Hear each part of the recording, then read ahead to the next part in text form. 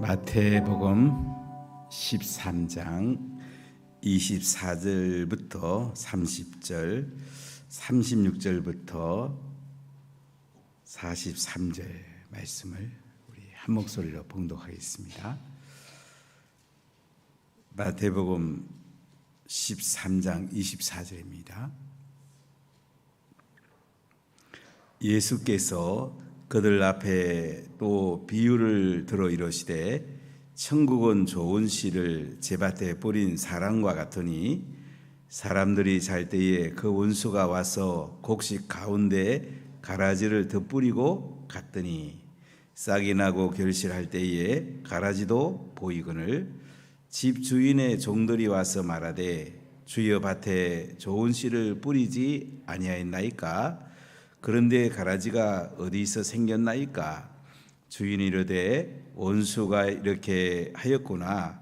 종들이 말하되 그러면 우리가 가서 이것을 뽑기를 원하시나이까? 주인이 이르되 가만두라. 가라지를 뽑다가 곡식까지 뽑을까 염려하노라. 둘 다 추수 때까지 함께 자라게 두라.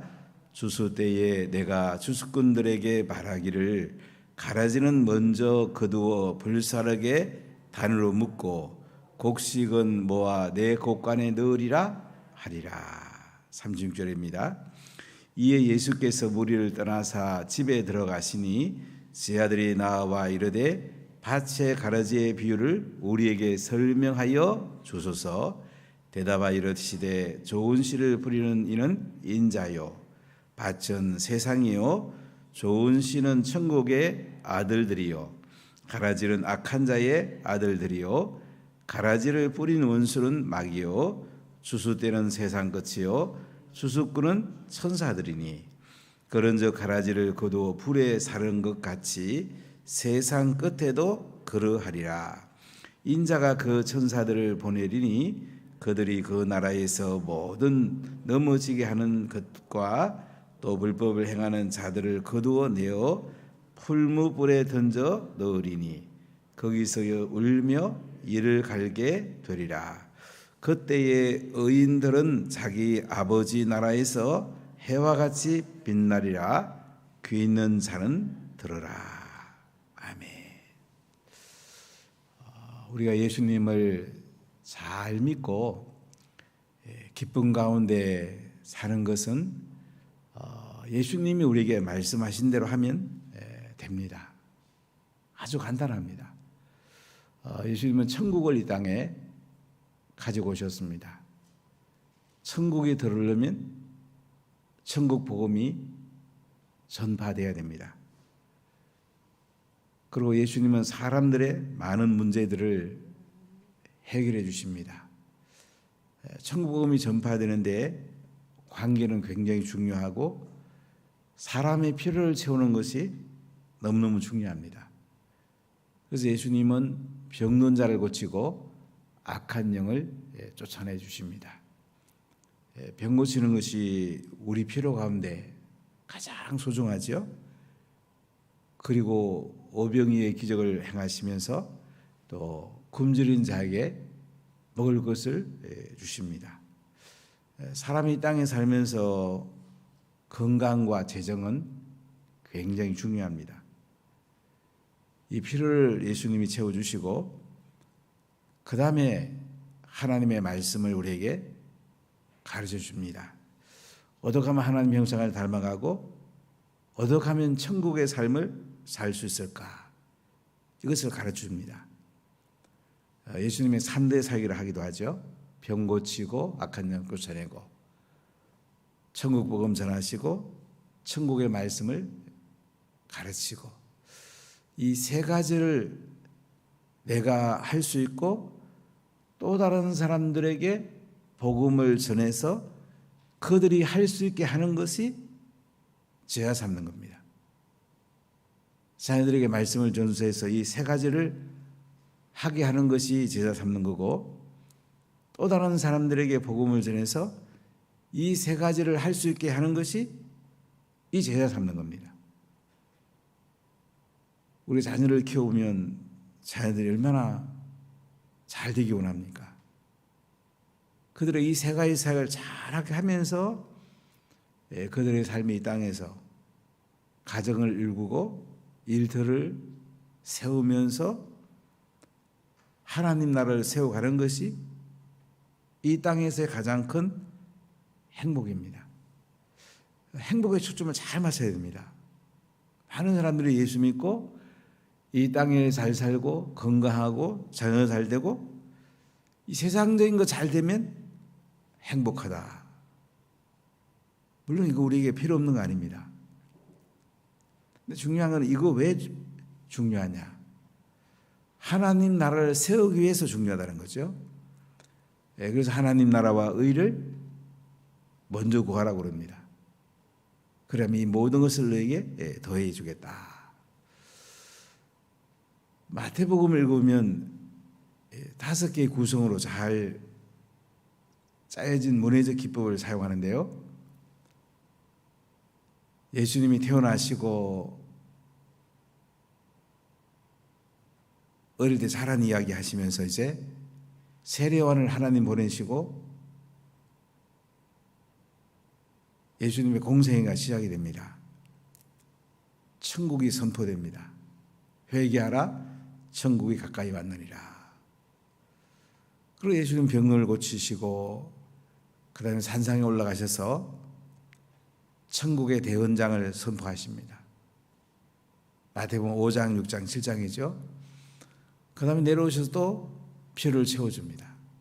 병든 자를 고치시고 10장에 오면 어떻게 복음 전할 것인가 우리에게 분명히 말씀합니다. 이스라엘 집에 잃어버린 양에게로 가라. 오이코스에게로 가라. 그들의 집에 문을 두드리고 합당한 자면 평화가 임한다. 그 이 평화의 사람을 중심으로 주변에 계속 복음을 전해라. 그러니까 복음 전하는 것은 오이코 중심입니다. 내가 관계된 사람 중심으로 복음을 전하고 그가 예수 믿으면 그 주변에 또 관계된 사람이 많잖아요. 그 사람이 예수 믿으면 평화의 사람이 되는 거예요. 오이코스가 예수 믿으면 평화의 사람이 되고 그 주변에 또 오이코스들이 많잖아요. 그럼 그들에게 또 복음 전하고 이 원리를 적용하면요 복음 전하는 것이 기도하면서 우리가 선명하게 복음을 전하면 성령께서 일을 하십니다. 11장 12장에 보면 이제 바리새인들이 서기관들이 예수님을 넘어뜨리려고 안식일에 예수님이 하신 일에 계속 시비를 걸죠. 그리고 13장에 보면 이제 예수님은 천국을 비유를 통해 말씀하십니다. 씨 뿌리는 비유부터 7가지 비유를 13장에 말씀하고 있는데 첫 번째 비유는 제가 주일날 말씀으로 전하려고 그러고요. 오늘 두 번째 비유를 말씀을 같이 나누겠습니다. 24절 말씀을 같이 읽어보겠습니다. 예수께서 그들 앞에 또 비유를 들어 이르시되 천국은 좋은 씨를 제밭에 뿌린 사람 같으니 예수님이 비유를 통해 말씀하세요. 비유. 헬라는 페라볼레라고 되어 있고 히브리어 마샤를 번역한 건데요. 비교해서 잘 설명하는 거예요. 천국은 이와 같다. 땅의 거랑 잘 이렇게 가지고 천국을 설명하는 거예요. 천국 설명은 쉽지 않잖아요. 땅에 보이는 거 가지고 안 보이는 걸 설명하는 거예요. 천국은 좋은 씨를 제밭에 뿌린 사람 같으니 지금 천국 이야기죠. 좋은 씨를 제밭에 뿌린 사람 같다. 좋은 씨를 제밭에 뿌린 사람 같다. 네, 무슨 얘기입니까?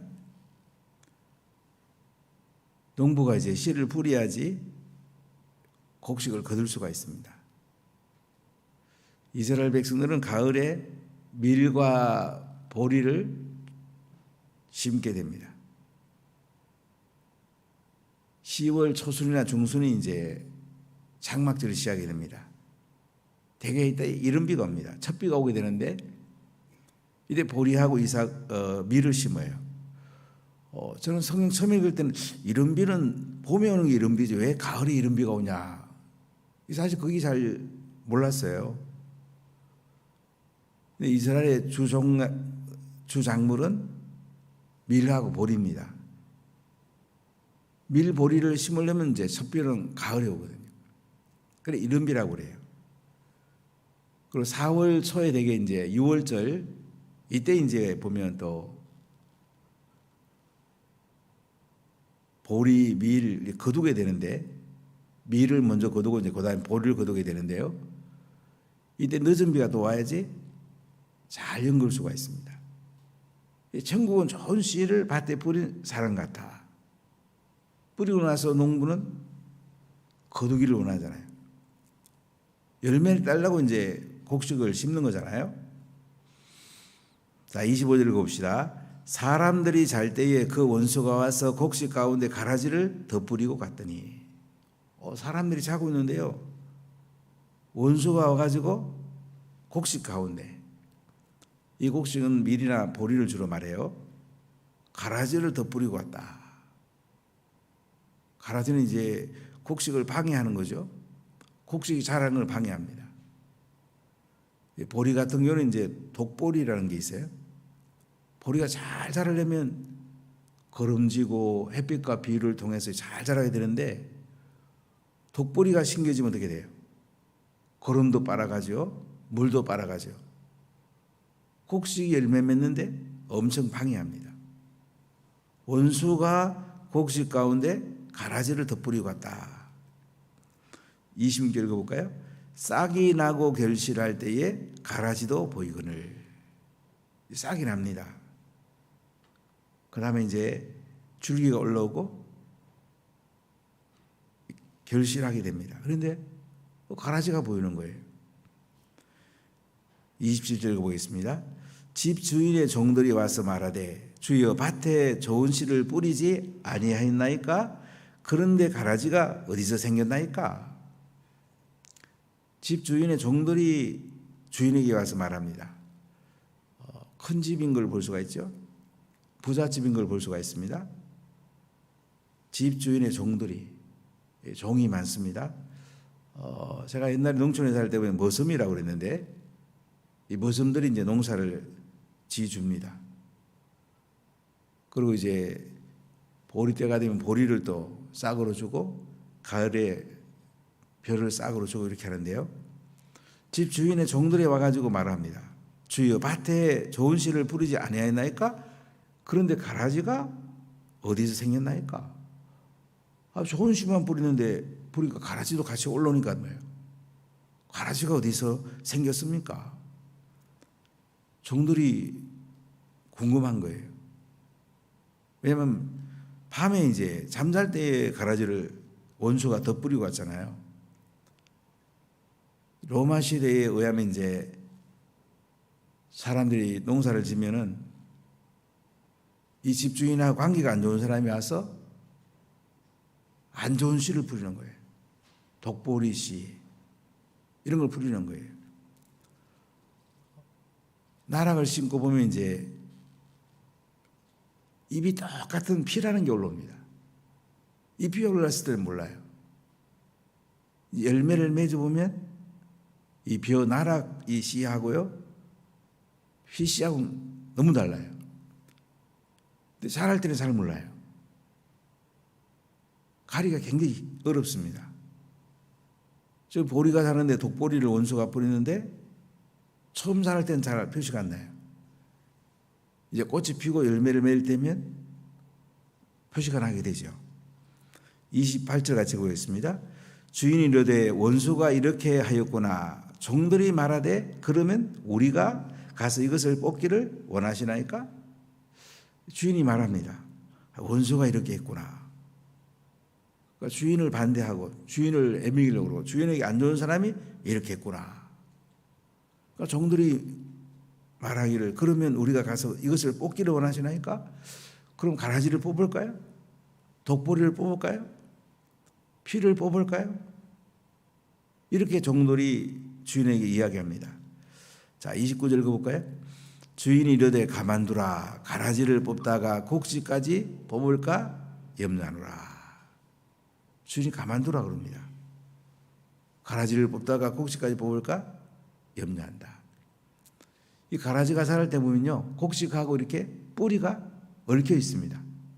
뒤엉켜 있어가지고 피를 뽑아내다가 잘못하면 벼가 뽑히기도 합니다. 독보리를 뽑아내다가 보리가 뽑히기도 하는 거예요. 같이 뽑힐 수가 있으니까 그냥 두라 이거예요. 자, 우리 30절 읽어보겠습니다. 둘 다 추수 때까지 함께 자라게 두라. 추수 때에 내가 추수꾼들에게 말하기를 가라지는 먼저 거두어 불사르게 단으로 묶고 곡식은 모아 내 곡간에 넣으리라 하리라. 둘 다 추수 때까지 함께 자라게 두란 말이에요. 추수 때가 되면 어떻게 해요?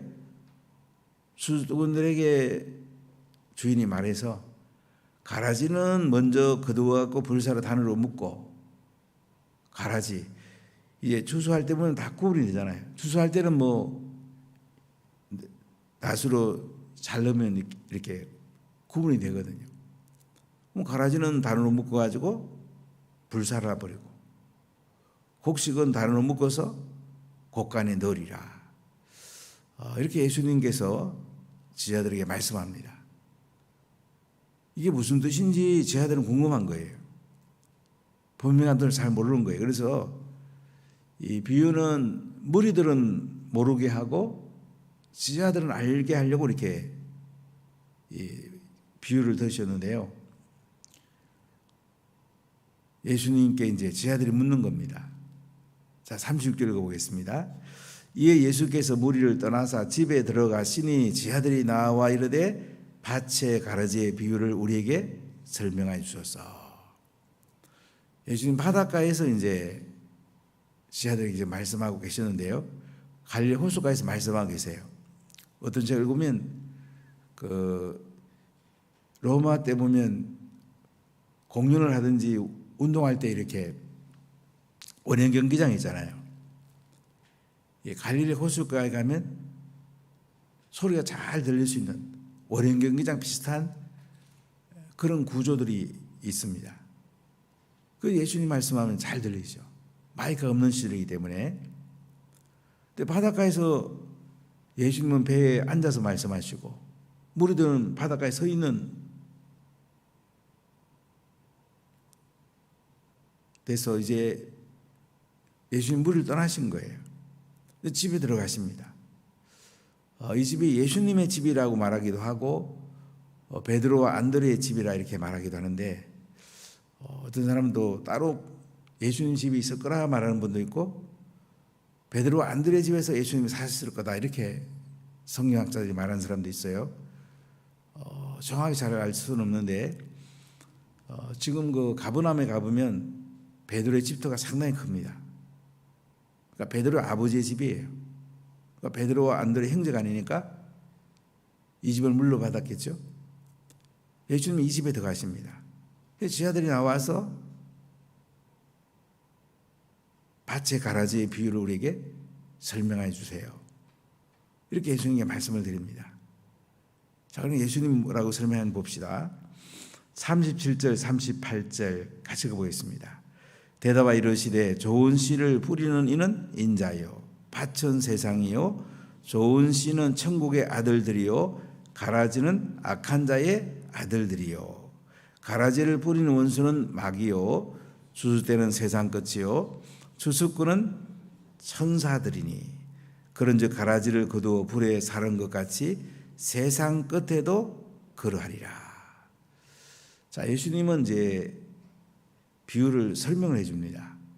좋은 씨를 뿌리는 이는 누구라고요? 인자, 예수님이란 거죠. 예수님은 하나님 아들이면서 또한 사람의 아들이에요. 인자란 말은 완전한 사람의 아들. 보통 우리 인간하고 좀 다르시죠. 죄가 없는 분이에요. 그분은 영광스러운 분이에요. 좋은 씨를 뿌리는 인자다. 예수님이란 말씀이에요. 밭은 세상이다. 세상에 예수님이 씨를 뿌리는 거예요. 근데 좋은 씨는 뭡니까? 천국의 아들들이요 가라지는 악한 자의 아들들이다. 좋은 씨는 천국의 아들들, 하나님의 자녀란 말이지. 예수님은 하나님의 자녀를 삼기 위해서 오신 거예요. 땅에다가 좋은 씨를 뿌려가지고 복음을 뿌려서 하나님의 자녀를 삼기 위해서 예수님이 오신 것입니다. 우리가 하나님 자녀라는 거 참 대단한 거죠. 우리가 하나님의 자녀의 권세를 누리는 것이 이게 행복이에요. 가라지는 뭡니까? 악한 자의 아들들이다. 사단의 아들들이라는 거죠. 귀신들이란 말이죠. 자, 가라지를 뿌린 원수는 마귀요, 추수 때는 세상 끝이요, 추수꾼은 천사들이다. 가라지를 뿌린 원수는 마귀란 말이에요. 천사인 루시퍼가 하나님과 비길이라 하나님을 반항하다가 결국은 하나님의 저주로 이 땅에 마귀로 떨어져 내려올 때에 천사 3분의 1을 또 데리고 내려옵니다. 그들이 귀신이 됐어요. 이 땅에 가장 어리석은 것이 하나님과 비길이라. 하나님과 맞짱 뜨는 것이 가장 어리석은 사람이에요. 사람 자기가 똑똑한 줄 알고 뭐 자기가 대단한 줄 알지만요, 하나님과 맞짱 뜨고 하나님 반대하고 하나님과 비길이라 하는 사람이 얼마나 어리석은지 몰라요. 루시퍼가 하나님과 비기다가 마귀가 되고요, 추수 때는 세상 끝이다. 예수님이 재림하셔서 마지막 세상이 끝날 때가 옵니다. 이제 추수꾼은 천사들이에요. 자, 39절 오늘 예수님이 설명하는 거 보면 결국 마지막 끝날 때가 오는 거예요. 이 세상에 예수님이 재림하셔가지고 추수하고 다 끝날 때가 온단 말이죠. 자, 40절 읽어볼까요? 그런즉 가라지를 거두어 불에 사는 것 같이 세상 끝에도 거하리라. 이 가라지를 거두어갖고 어떻게 해요? 지옥불에 집어넣는 거죠. 마귀도 집어넣고 귀신도 집어넣고 예수 안 믿는 사람도 집어넣고 다 집어넣는 거예요. 41절 보겠습니다. 인자가 그 천사들을 보내니 그들이 그 나라에서 모두 넘어지게 하는 것과 또 불법을 행하는 자들을 거두어내어 불못불에 던져 넣으리니 거기서 울며 이를 갈게 되리라. 인자가 천사들을 보낸단 말이죠. 그래서 하나님 나라에서 모두 넘어지게 하는 것과 또 불법을 행하는 자들을 거두어 갖고 불불에 던져 넣는다. 그들이 거기서 울며 슬퍼하며 이를 갈게 되리라. 고통스러워한다는 거죠. 왜 우리가 복음 전해야 됩니까? 이유가 너무 선명하죠. 지옥과 천국이 있고 예수님 안 믿는 사람은 결국은 불불에 집어 던지고 예수 믿는 사람들은 어떡합니까? 43절 읽어보겠습니다. 그때에 의인들은 자기 아버지 나라에서 해와 같이 빛나리라. 귀 있는 자는 들으라. 의인들. 누가 의인입니까? 사람은 스스로 의인이 될 수가 없습니다. 나를 위해 십자가에 대신 죽으시고 부활한 예수님, 내 죄를 짊어지고 십자가에 죽으시고 부활한 예수님을 믿는 사람, 이 사람이 하나님 관계가 열리게 되고 죄 용서함 받게 되고 의인이 되죠. 참 우리가 예수 믿는다는 게 대단한 겁니다. 이보다 더 대단한 게 어디 있습니까? 그때 의인들은 자기 아버지 나라에서 해와 같이 빛나리라. 자기 아버지 나라, 완성된 하나님 나라에서 해와 같이 빛난다. 예수님과 영원히 산다. 우리 다니엘서를 읽어봐도 가장 선한 일 하는 사람들, 복음 전하는 사람은 의인과 같이 빛나고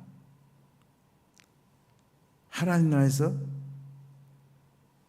상이 있고 빛난다고 그랬어요. 귀 있는 자는 들으라. 여러분 귀가 있으시죠? 귀 있는 자는 이걸 들어야 돼. 그래서 천국 복음 전하는 것이 교회의 존재 이유고 또 우리가 사는 이유예요. 한 영혼 한 영혼 품고 기도하고 그들을 천국으로 안내해주고 우리가 영원한 천국에 만났을 때 함께 기뻐하고 감사하는 이거보다 더 중요한 게 어디 있겠습니까? 근래에 종종 장례식을 했는데 안 믿는 분이 이제 돌아가신 데도 장례식을 해달라고 갔어요. 그분에 대해서 언급할 수는 없잖아요. 지옥 갔다 할 수도 없고 더구나 천국 갔다고 할 수도 없고. 그래서 안 믿고 돌아가시면 제가 어떻게 그분에 대한 얘기를 할 수가 없어요. 그때마다 너무 마음이 아파요. 아이고 이번에 복음 전하는 게 제일 중요한데 돌아가시고 나면 그때서야 이제 뭐 좋은 데 갔는지 물어보는 사람도 있고 그래서 천국 얻을 때 물어보면 참 난처하더라고요. 성경이 너무나 선명하니까 십자가에 죽으시고 부활한 예수님을 믿는 것이 의인 되는 건데 그러면 하나님 나라에서 해와 같이 빛나는데 가장 영광스러운 복을 받을 텐데 우리 가족이 예수님을 안 믿는데 그냥 두는 거 제일 나쁜 사람이죠. 제일 선한 일이 복음 전하는 거니까 우리 주변에 가까운 사람에게 복음 전하는 거. 우리가 영원한 하나님 나라에서 그들과 함께 살게 될 것이고 해와 같이 빛나게 될 것이고 하나님께 영광을 돌릴 것입니다. 여러분 세상 끝은 옵니다. 가라지 지옥불에 집어던집니다. 곡식들은 하늘나라에 해와 같이 빛나게 될 것입니다. 우리가 어떻게 살아야 되겠습니까? 복음 전하는 것이 제일 행복한 것입니다. 복음 받은 사람을 또 제자로 삼는 것이 그럼 그들이 또 복음 전해주잖아요. 이게 인생의 존재의 가장 행복한 거예요. 이게 행복인 거예요. 복음 전하는 것은 부담이라기보다 특권이고 다른 사람을 가장 행복하게 해주는 거예요. 또 이 소식을 전하는 나도 행복해지는 거예요. 우리가 행복하게 살아야 되지 않겠습니까? 기도하겠습니다.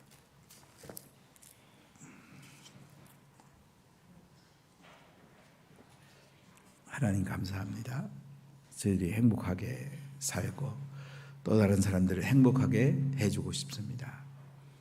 우린 땅에서 잘 살고 땅에서 많은 걸 누리고 살면 행복하다고